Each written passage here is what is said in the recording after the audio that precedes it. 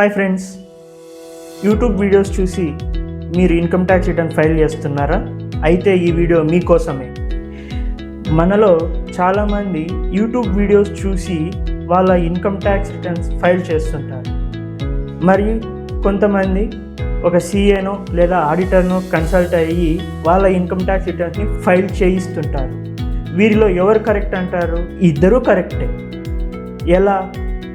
మీకు salary income ఒకటే ఉంటే, మీరు చూసిన యూట్యూబ్ వీడియోలో కూడా ఓన్లీ శాలరీ ఇన్కమ్ ఒకటే ఉంటే, ఆ మీ కేస్కి సింక్ అయితే యూట్యూబ్ వీడియోని బేస్ చేసుకొని మీరు ఐటీఆర్ ఫైల్ చేయొచ్చు.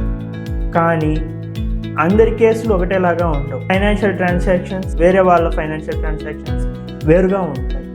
ఆ కేసులో ఈ యూట్యూబ్ వీడియోని బేస్ చేసుకొని ఐటీ ఫైల్ చేయడం అనేది చాలా ప్రమాదకరం.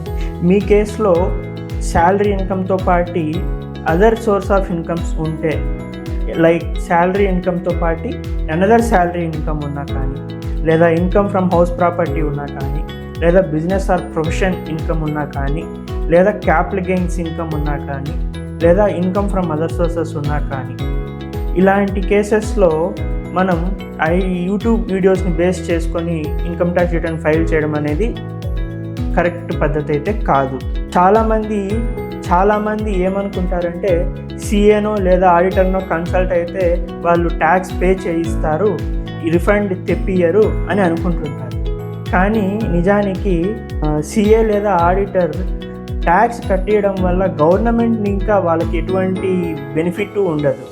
సో మెయిన్ మోటో ఏంటంటే, సీఏఆర్ ఆడిటర్ది మీ ఇన్కమ్ ట్యాక్స్ రిటర్న్స్ తప్పులు లేకుండా కరెక్ట్ ఫైలింగ్ చేయించే క్రమంలో వాళ్ళు రూల్స్ ఫాలో అయ్యి రూల్స్ మీకు ఇన్ఫార్మ్ చేస్తారు. వన్ మోర్ థింగ్, సీఏఆర్ ఆడిటర్ని కన్సల్ట్ అవ్వడం వల్ల మీకే బెనిఫిట్.